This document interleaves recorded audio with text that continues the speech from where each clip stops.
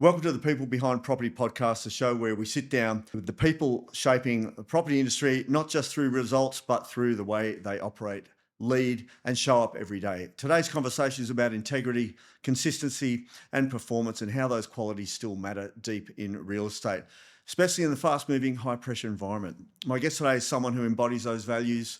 He's a licensed estate agent, auctioneer, known for his honest communication, strong relationships, and disciplined approach to every campaign that he runs. Joining me today is Rene Mawad, a licensed estate agent auctioneer with O'Brien Real Estate in Roeville. Rene is recognised as an ambitious, high-performing professional, respected for his direct, transparent communication style and his unwavering focus on trust and results.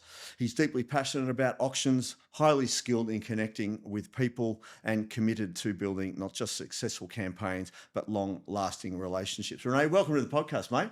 Thank you for having me, Marto. Great to see you. Great to have you on Andrew, board. sorry. Can I call you Marto? You call me whatever you want, mate. Nice. Absolutely. Fun. No, it's great to have you. I've been wanting to do this for a while, and you've got such a great story. So, let's start from the beginning. Tell us a little bit about, what drew you into real estate in the first place. It's funny, mate, because you've asked me that question before. There's a short reel on it, and it came up this morning that someone commented on this person and complimented them about how they're an inspiration.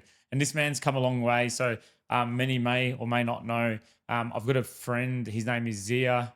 He and his business partner, Mete, they own a Ray White office in Glenroy. Yep. And I used to work at a gym in the northern suburbs, just on the counter and, manage the floor. He used to come in often, always very nice, fit, healthy, drove a nice car, dressed well, had good manners. Everyone liked him in the gym. And I just got curious about what he does because I was sort of in and out of uni, not too sure if I want to continue studying, almost checked out of it. And I started asking people there what they do, and I liked what Zia was about. Went and did my course and never looked back. There you go. Yeah, well, he is a great guy. He's running a great business now as well. So. He is, mate, definitely. Sounds like he's been a bit of a mentor for you. And I can still call him to this day, by the way. Yeah. If I ever need anything, bounce any ideas. Yeah. And he has also very good family values. Also prioritizes health, prioritizes experiences, lives life. Yeah. His team loves him. He's grown his business. Yeah. And mate, one thing as well I love about Zia and Matt as well is every Saturday they're with their team. Yeah. There's no like sales manager or nothing. They're there at the auctions. They help close the deals. They feed their boys leads as well. Yeah. So I've done some auctions for them previously, as you know. Yeah. So it sounds like you've got a lot of the, the values and mate. ideas from. Great. Early in your career, what were some of the biggest lessons that you've learned, about people and pressure, performance? What can you share about that? Mate, people are actually really nice if you look back and you think about it. Because, when you start in real estate, you go and you do a lot of training, you sit through a lot of seminars, you listen to a lot of podcasts, you read, you educate yourself. And because you're doing all of that and you're doing the long hours, you just think that automatically you should just qualify to get in the business. Because you go in and you tell them all these things. And looking back on myself, in especially the first 2 years in real estate, I was very naive. Yeah. There's a lot of things I didn't know. And looking back on it, like the clients who gave me a chance and gave me a go in those first 2 years, like, wow, they must have just been really nice people. Yeah. Because I never was a PA. I started off in sales as a cadet, and then I just went off and wanted to list on my own and went against my first boss's advice or instructions. Do not go to a listing presentation on your own, but I just couldn't help it. Yeah, you just wanted to get into it. It couldn't be helped. But again, mate, like people are very nice. They will give you a shot if they see hard work. And, you'd get so disappointed. I lost this one and lost that one. You just don't know, though, how good the other agent is and how long their relationship was with them. And I quickly learned that relationships were number one. Yeah, awesome. That's great. Any defining moments or experiences that have shaped the way you actually deal with clients? Because, in real estate, it's not all roses. You've got to have some very tough conversations at times with clients to meet the market. What's your thoughts there? Mate, it's just that to this day, it still happens. Yeah. Like to this day. Every client's different. Yeah. Every client's unique. And sometimes you can have a really bad day. You speak to that one client and they say something, they talk about their experience with you, or it's not that you need them to fill your cup or but it just makes your day. Yeah. And I believe, like, what's the purpose of being here, mate? Like, it's not just come to this world, make money and buy things that deteriorate or like consume. Yeah. I believe one of the reasons why we're here is to connect with others. Yeah. And how can you connect with others if you're not genuine? So if you're genuine, they're genuine, and if you do the right thing by people. Yeah. Yeah. I mean, I can hear the values coming through. Where did your value system kind of originate from? Mate, this is probably an emotional one, man, Yeah. because like as we speak, my grandfather's in ICU. He's 90. And Sorry to hear that. no, that's okay. Like my mum called me yesterday. They're overseas. My Yeah. family lives in Lebanon, Yeah. which is where I grew up. Yeah. My grandfather was a farmer. My grandfather was the most hardworking man I ever met. And when my parents were going through their divorce early on, he took me with him everywhere, and took me away from all that environment. 7, 8 years old, he'd take me with him on all his interactions with his clients. He started off as a taxi driver, bought his car, bought a second one, put driver on, put a third one. And then, the economy in Lebanon at the time, this is pre-war, was pretty good. Yep. So then my grandfather sold his taxi business and went and bought his first farm and started trading in cattle. Yep. And then bought his second farm and then started building property. And he would always tell me those stories. And whenever I'd go with him and meet people throughout the day, they would always talk about what he'd accomplished to him. And he was very humble, and no one had a bad word to say about him. Very honest, down the line, kept to himself. His hobbies were spending time in nature, growing his own fruit and veg. And he'd, put me through all that. And so That goes back a and long that's way. and now, like, traditionally, mate, like the Lebanese sort of traditions are, if someone's dying, it's the saddest thing ever. But for me, like, they're all the things that I've been thinking about over the last 24 hours. Yeah. Is how beautiful his life was and the values that he's instilled in me and the things he's taught me. Awesome. So yeah, It's a great story. Yeah, It's yeah. something that you can really anchor to. yeah, and hopefully, if people are listening, I can share some of those things that were good about him. And like for me, that's a way of celebrating his life. Yeah, definitely. And also with the team that you're building, it's something really nice to be able to share with them and where it all comes from. 100%. Yeah. Yeah, absolutely. Mate, auctions, we've both got Ray White backgrounds or had Ray White backgrounds. Does it play a big part in what you're doing now? Mate, I mean, it's like auction. The best way to describe auctions is, if, again, I'm not equating real estate to a fast food service. I'm not, by all means. Selling a property is equivalent to buying fast food at an establishment, no matter which one it is. I see private sales as having to find a car park, pull into that car park, get out of the car, walk in, order, and wait. Then grab your food, either sit down and eat it, and then go and use their restrooms, and then leave, get in your car, drive out. Auctions, you're getting the same food, but drive through. Yeah. You're getting the exact same product, sometimes better because it's going to be hotter maybe. I don't know. Yeah. And it's quick in and out. Yeah. It's a process. It is. And the transparency is there where it's not with private sales. Mate, 100%. Yeah. And auctions, Marto, they're not separate from private treaties. They are not. That's right. Absolutely. They are just an added layer on top of, mate, this topic, honestly, I would absolutely love to one day sit somewhere and put the number one private sale agent in front of me, and I could just go with them all day and I would just not stop. Yeah, I know. About the positives of auctions over for both buyer and seller. Yeah. Yeah, no, you don't have to convince me, but you're absolutely spot on. Mate, today you're working as a sales agent auctioneer. You've got some big ambitions. Yeah. Potentially soon to be a business owner as well. How does all that kind of fit for you in your direction? Quite easy, mate. Like, just drop the ego is the most important thing. Definitely, you hear a lot of salespeople saying, I'm gonna take a step back, and they sell you on the dream, come work in their agency. Plenty of leads, and the number one agent in that business is stepping back, and it's often a director, of course. But then you go there and you realize you've got to make it on your own.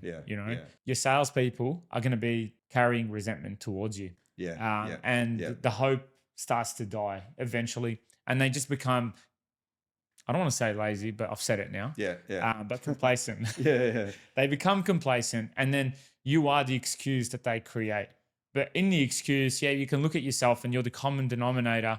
But the excuse, the person who is taking all those leads or working in that business, they are.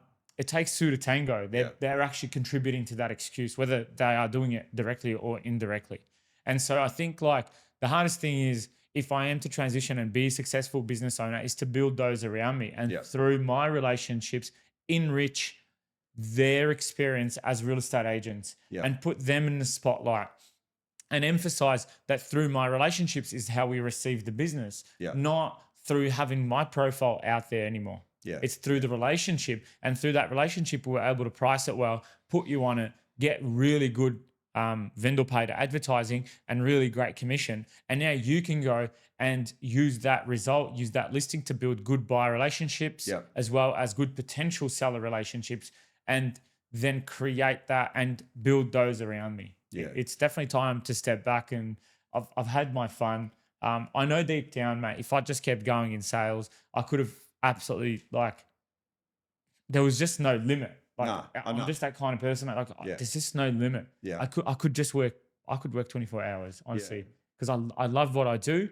But I just need to. Yeah, I'm really enjoying it, and I Yeah. can't wait to build the guys up. Like, Yeah, mate, definitely. I mean, just- what I've seen you know? is like you seem to be able to, haven't really actively recruited, but people seem to are drawn to you. And what is that? What is that energy that just, you've built this team around you that it's sort of come out of nowhere kind of Mate, thing. I mean, because I just want to work with the people who do want to come to me. Yeah. I don't want to work with the people that I have to convince and sell how good I am to. Why would you do that? Like, Yeah. because the selling eventually is going to run dry. The energy is going to run dry. And you're just going to go back to doing what you're doing, and they're going to go back to being who they are. But the people who've come to work with me, man, and come to work together as a team, mate, those guys are outworking every single person in their marketplace. Yeah. I can guarantee you of that. But that comes from your ethic, your work It ethic. does, mate. Like, I'm there with them from the start every early morning, and I finish later than them, if not with them, every night. Yep. And the point I'm trying to get to, mate, is those people, they came to work with me, or we're working together. It's because of what they've heard or seen through the customer experience. Yep. And they want to give their clients and their customers the same experience. Yeah. It's not because of what they've heard through the real estate industry. Yeah, exactly. No, that's awesome. I was going to also ask you, like, what does a well-run auction campaign look like? Yeah, And mate. managing vendors' expectations, because this is the problem that I see every agent having. Either they've promised a price or they haven't used data. Yeah. All these things that come Yeah. up. What's your take on that? Mate, it's the easiest thing ever, right? Like, it's just it's all about, it's not managing expectations. It's learning how to deliver the truth and learning Yeah. how to provide evidence and facts. It's not easy to look and find case studies and campaigns where a property, identical to another property, sold on the same day, be it an auction, be it a private sale, and showing the vendor, hey, look, this is a 2-better, this is a 4-better. The 2-better sold for more than the 4-better, even though they're in literally the same pocket, same size block. Why? And then we start to, get into it and nut it out. And it's often a price thing, a presentation, Yeah.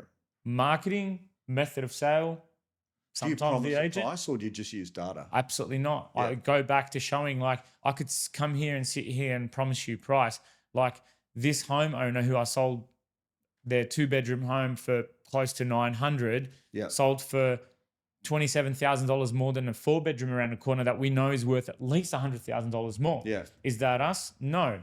It's the relationship we've had with the owner. Now, I could sit here and promise you price all you want, but at the end of the day, what you need from me is my strategy that's going to get you the best price. I don't control the market, because if I promise you price based on past sales, then if the market goes up, let me get this straight. The market goes up, something sold $50,000 less than what you could potentially get today. Are you going to get hung up on the past sales that sold for 50 less because you get hung up on past sales? No, you're happy to take the extra cash. Yeah. So how come you're not happy to take less cash if the market's going the other way around? Yeah. Why are you hung up on past sales?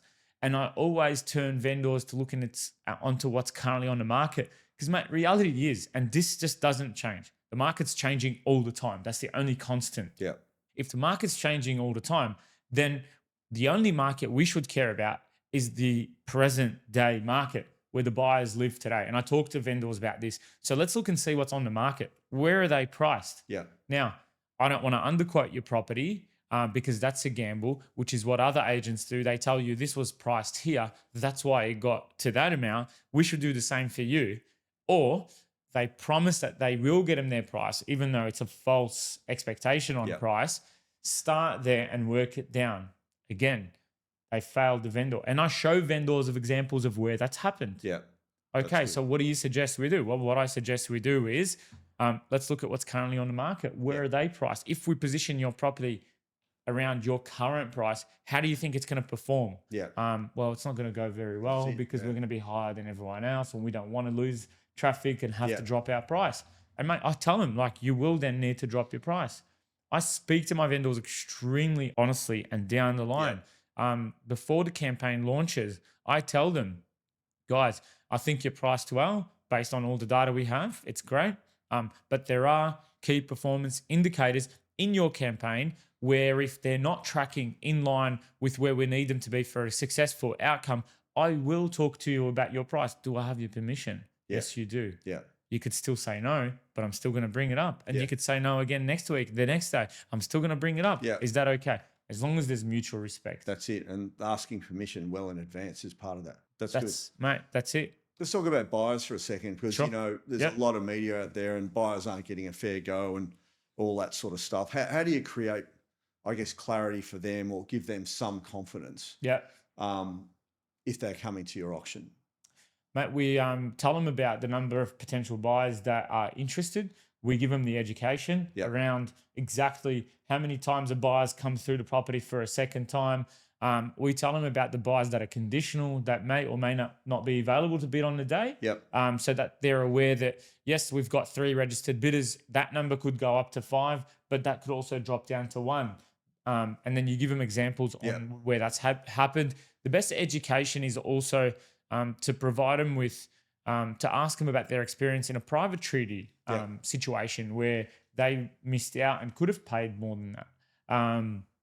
And then you take them, you give them an auction that you have before the one that they're about to bid on with you. And then they can come and look at the positives. Because at the end of the day, as a buyer, you know, just to cut a long story short, pros and cons.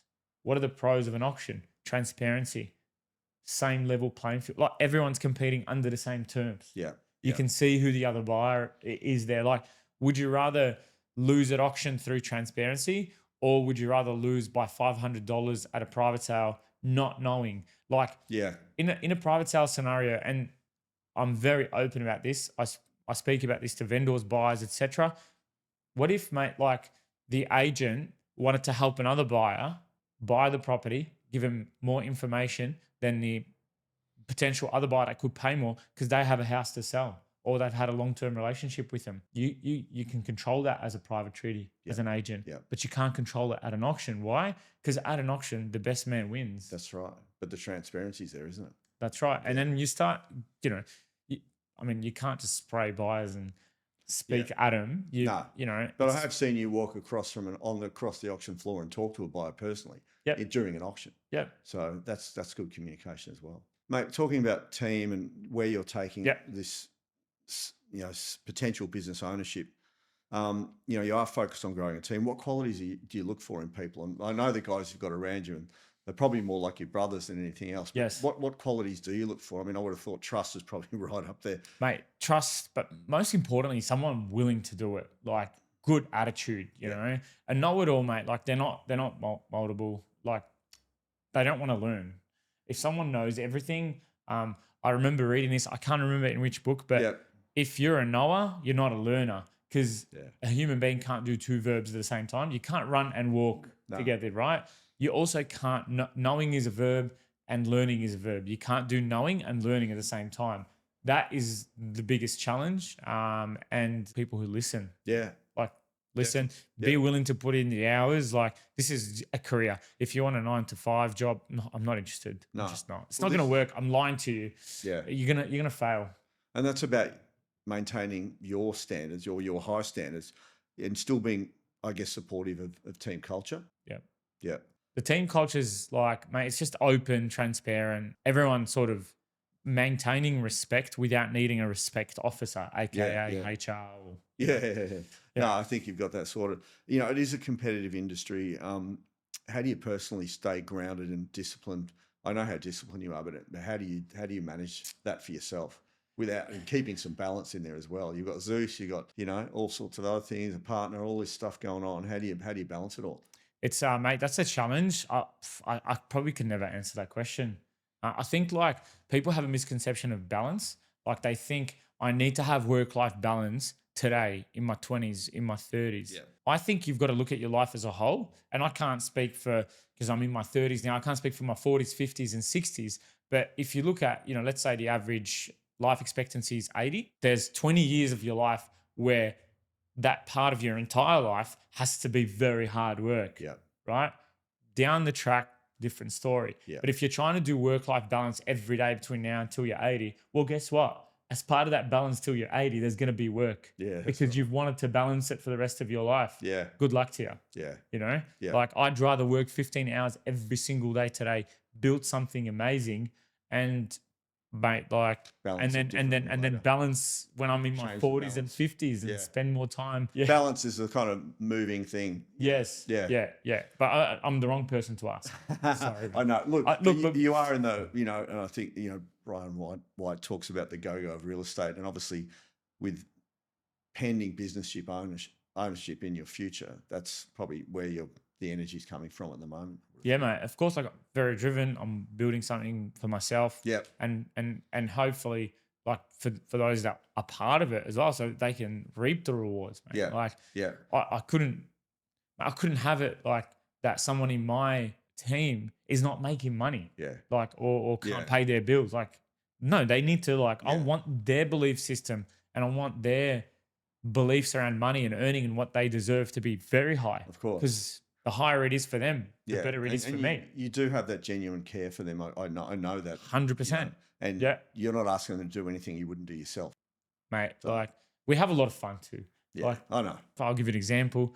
Like for example, something as simple as putting out boards on a Saturday morning. There's been so many Saturdays, the guys and I, all 5 of us, mate, we get in the car. I have a Hilux. So we put 20, 30 boards in the back. Kid you not, this is going to sound pretty silly, but we time each other who can run out of the car, grab a board Yeah. out of the back, put it on the corner and jump back in the car, and who can do it the fastest. And, sometimes we drive off on each other, not very safe, and leave the Yeah. person behind. That's all right. But you have That's fine. fun, you Yeah, have yeah, fun. yeah. Mate, something for our listeners. Let's leave a couple of things for them and your Yeah, thoughts here. sure. So, for sellers that are listening, what should they be looking for when they're choosing an agent, in your view? Someone who's very process driven. Yeah. Like walk you through exactly what they're going to do what they say they're going to do. Yeah. Someone that is there, is Yeah. present, and a team that knows the buyers. Someone who knows who the buyers are going to be for your place. Yeah. Not a one size fit all. No. This is the way we do it. This is where the range needs to be. This is where the reserve needs to be. This is who the buyer is going to be. This is how you market it. This is the only marketing for it. This is X, Y, Z. Like it's not a one size fit all. No. And every client's different. Yeah. First thing I remember in real estate is like you need to be a chameleon. Same for buyers. Like, for a buyer navigating auctions or for buyers, what's one piece of advice that could change their experience at an auction for a buyer? If you had to give them some advice. The price guide is a indicator, but it could change. Yeah. It could change up. It could also change down. Yep. It could sell above. It could sell below. Yeah. And yes, there are a lot of cases at the moment in the market. As a buyer, look, I don't want a buyer to think, oh, this guy's in real estate, he's well off, etc. I'm not. I'd like to be working towards it. Yeah. But I can tell you, I've missed out on properties when I went to buy. Yeah. But getting hung up on how it's not fair and how it goes above the range, etc., that's just not going to buy you property. No. An opinion about how you miss out is not going to actually make your life easier. No. Because I can gather more evidence of how properties have sold for less than the original range, Yeah. then I could gather evidence on properties that sold above the range. You're only going to want to hear about the ones that, or you only hear mostly about the ones that go above the range, That's right. is because the agent's looking for business Yeah. from the next seller. That's right. And you're not going to get next sellers if you constantly tell them, yeah, I sold that one for less than what originally the owner received. So you're going to hear mostly. So don't get fixated on the excuse or the reason that didn't get you there. Focus on what's going to help get you there, and Yeah. spread yourself quite wide and look as many properties as you can. Definitely, It is a numbers game. Yeah, it is. And again, it comes back down to data, not what agents are telling you. Correct. Yeah. I always like this one. So for young agents starting out and you've been there and done that, mate, what habits should they be building as early as possible? First things first, mate, self-education and building habits around work that are going to sustain high energy levels at work. Yeah. Like it's easy to finish work late and smash a burger or a big or maybe two big bowls of pasta because I do love that every now and again. Yep. But education, good sleep, activities, before you go to bed is so important. So you can have a deep sleep, getting up earlier and putting your most important parts of your day in the morning for you, whether that's exercise, whether it's spending time with your loved ones, nature, whatever it is. That is so important. So you've got lots and lots of energy during work hours, and so that you can meet the demand that your clients put on you and be extremely efficient with your communication. Like communicate. Yeah. Sometimes something as simple as I tried them again, I haven't heard from them. I'll try again later and send you an update. Even though it's not an update, but it's just letting them know that you're thinking of them, and it goes a long way. Yeah. It might seem, trivial or nah, it does. People they just need to know that you're thinking of them because they don't know what you're doing. No, that's right. But look, I know you're big on your personal development. You're an outdoors person, your fitness, all these things. So, it's very important to you, isn't it? Yeah, very much so.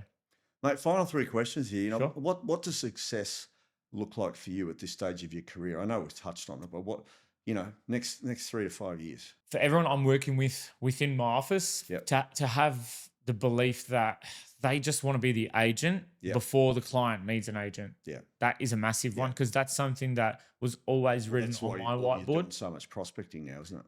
Mate, appraisals, and good customer experience. Yeah. Look, focusing on customer experience is something that it's evolving. The competition is so good. Yeah. Mate, like the area where we work, there's nothing but really good agents, honestly. Yeah. And they focus on relationships and they give good customer experience.